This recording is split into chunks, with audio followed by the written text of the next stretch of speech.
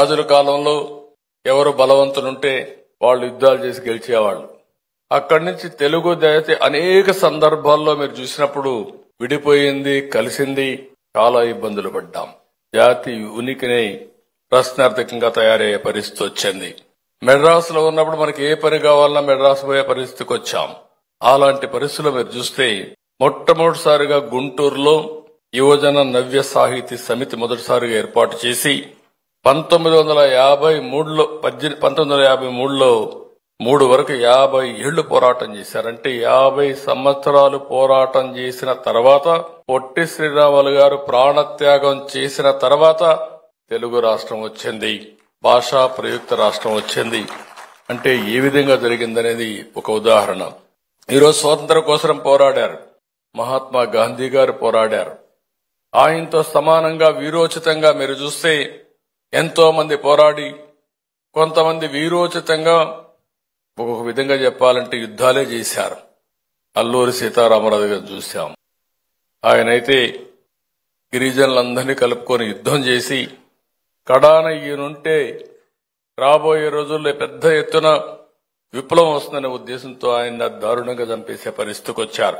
ఇంకొక పక్క మన తెలుగు జాతిని చూస్తే 1912లో గుంటూరు, కృష్ణా, గోదావరి జిల్లాల్లో సంయుక్త సదస్సు పెట్టి నిడదవోలులో ఆ రోజు పెద్ద మీటింగ్ పెట్టారు. వీళ్ళందరూ ఒకటే అడిగారు, తెలుగు జాతికి ఒక రాష్ట్రం ఇవ్వాలి అని పోరాటం చేసి 1913లో అయితే ఆంధ్ర మహాసభ పెట్టి బాపట్లలో కూడా నినదించారు. ఒక విషయం మీరు చూసినప్పుడు పట్టాభి సీతారామయ్య గారు ఒక మాట అంటారు, మనకు తమిళ మంత్రులు ప్రత్యేక రాష్ట్రం ఇచ్చే లోపే బ్రిటిష్ వాళ్లే స్వాతంత్రం ఇస్తారని చెప్తే కడాన అదే నిజమయ్యే పరిస్థితికి వచ్చింది. మన వాళ్ళు కూడా మనకు సహాయం చేసే పరిస్థితి లేకుండా ముందు ఆయన చెప్పినట్టు బ్రిటిష్ వాళ్ళు ఇచ్చే పరిస్థితికి వచ్చింది. దీంట్లో కూడా చాలా కమిటీలు వేశారు, మీరు అది కూడా గుర్తుపెట్టుకోవాల్సిన అవసరం ఉంది. 1948 మార్చిలో విశాఖపట్నం వచ్చిన నాటి ప్రధానమంత్రి నెహ్రూకి ప్రత్యేక రాష్ట్రం కోసం నిరసన తెలియజేశారు. ఆ సంవత్సరమే జూన్ 17న దార్ కమిషన్ వేశారు. అయితే ఆయన అన్ని తిరిగిన తర్వాత మన వాళ్ళు కొంచెం ఈ చరిత్రలో కొన్ని ఉన్నాయి, విచిత్రమైన సంఘటనలు ఉన్నాయి. దాన్ని మనం కరెక్ట్ చేసుకోకపోతే మనం కూడా ఇబ్బంది పడతాం. దాంట్లో మనం చూస్తే అప్పుడు కూడా సీమాంధ్రలో ఐకమత్యం ఉండేది కాదు. అది చూసి అతను 1948 డిసెంబర్ 10వ తారీఖున ప్రభుత్వానికి రిపోర్ట్ ఇచ్చాడు, ప్రత్యేక రాష్ట్రం అవసరం లేదని. అంటే మన ఐకమత్యమే మనకు శాపంగా మారింది.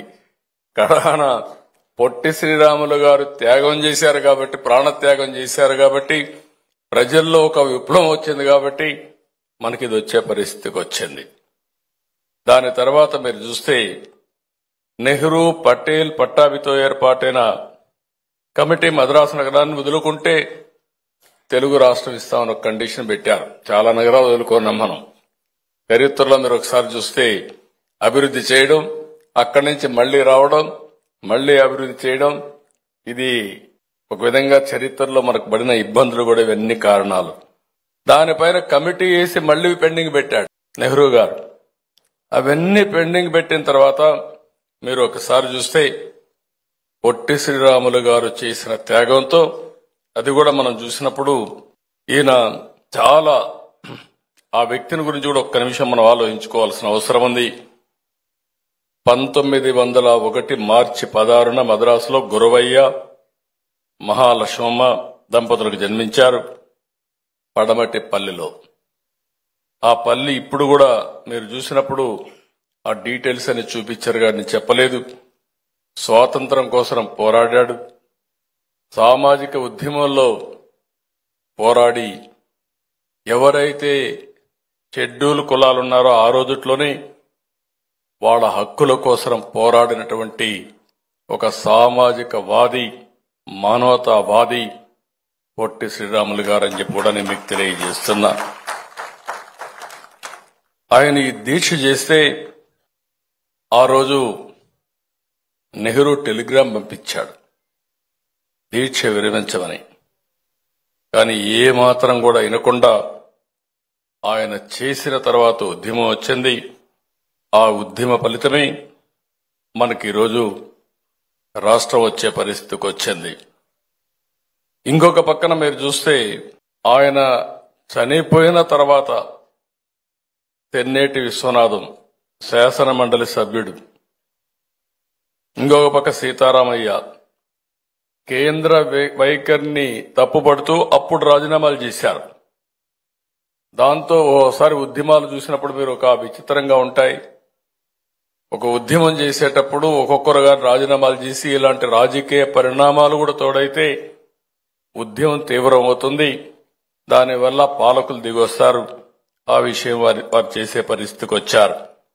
ఇవన్నీ చేసిన తర్వాత ఉద్యమ తీవ్రతను గుర్తుపెట్టుకొని, ఒకటి పొట్టి శ్రీరాములు గారి త్యాగం, తర్వాత ఉద్యమం, ఇవన్నీ గుర్తుపెట్టుకుని 1952 డిసెంబర్ 19న ఆనాటి ప్రధానమంత్రి నెహ్రూ గారు దిగొచ్చి ఆంధ్ర రాష్ట్రం ఏర్పాటు చేస్తామని అనౌన్స్ చేశారు. అది చరిత్ర. అక్కడి నుంచి మీరు చూస్తే రాష్ట్రం వచ్చింది. నాయకులు ఏం చేయాలని ఆలోచించారు. మళ్ళా విడిపోయారు. కమ్యూనిస్టులు విజయవాడ కావాలన్నారు రాజధాని. సంజీవ్ రెడ్డి గారు వీళ్ళంతా కలిసి కర్నూలు కావాలని చెప్పి పట్టుబట్టారు. అదేవిధంగా గౌతు లచ్చన్న వీళ్ళందరూ విశాఖపట్నం కావాలన్నారు. దాంతో కన్ఫ్యూజన్ వచ్చి మళ్ళా కూర్చొని ఆలోచించి ప్రకాశం పంతులు గారు అందరూ కూడా మీరు ఒకసారి చూస్తే కర్నూలు రాజధానిగా, గుంటూరు హైకోర్టు ఏర్పాటు చేస్తామని శ్రీబాగ్ ఒప్పందం చేసుకొని ఇది తాత్కాలికంగా ఉంటుంది. అప్పటికే ఒక పక్క హైదరాబాద్ కూడా కలపాలని చెప్పి ఉద్యమాలున్నాయి కాబట్టి ఆలోచిస్తామని చెప్పి ఆ రోజు తాత్కాలికంగా నిర్ణయం తీసుకొని ముందుకు పోయారు. 11 జిల్లాల్లో ఆంధ్ర రాష్ట్ర ఏర్పాటుకు బిల్లు 1953 ఆగస్టు 10న పార్లమెంట్ ఆమోదించే పరిస్థితి వచ్చింది. అప్పట్లో 11 ఉన్నాయి, తర్వాత 13 జిల్లాలు వచ్చాయి. అయితే ఆయన చనిపోయిన తర్వాత స్వయం పరిపాలన అక్టోబర్ 1వ తారీఖున 1953లో కర్నూలు రాజధానిగా స్టార్ట్ అయింది. అయితే అక్కడి నుంచి మీరు ఒకసారి చూస్తే తెలంగాణ రాష్ట్రం చాలా మంది విశాలాంధ్ర మీరు ఒకసారి చూసినప్పుడు విశాలాంధ్ర ఉద్యమం వచ్చింది. 1946 నుంచి తెలంగాణ ఆంధ్ర ప్రాంతాలను కలిపి విశాలాంధ్ర ఏర్పాటు చేయాలని కమ్యూనిస్టులు ఉద్యమం చేయడం, ఇవన్నీ చూసిన తర్వాత 1956 ఫిబ్రవరి 1న ఆంధ్ర రాష్ట్ర అసెంబ్లీకి నాటి ఉప ముఖ్యమంత్రిగా ఉండే నీలం సంజీవ్ రెడ్డి గారు విశాలాంధ్ర తీర్మానాన్ని ప్రవేశపెట్టాడు. 1956 ఫిబ్రవరి 20న పెద్ద మనుషుల ఒప్పందం ప్రకారం పూర్గుల రామకృష్ణరావు గారు ముఖ్యమంత్రిగా ఉండి హైదరాబాద్ లో రాజీనామా చేసి ఆంధ్రప్రదేశ్ రాష్ట్రం కోసం ఆయన ముందుకు వచ్చారు. దాని ఫలితం 1956 నవంబర్ 1న ఆంధ్రప్రదేశ్ రాష్ట్రం అవతరించింది. మొట్టమొదటి ముఖ్యమంత్రి సంజీవ్ రెడ్డి ఆంధ్రప్రదేశ్ రాష్ట్ర ముఖ్యమంత్రిగా ఆయన ప్రమాణ స్వీకారం చేశారు.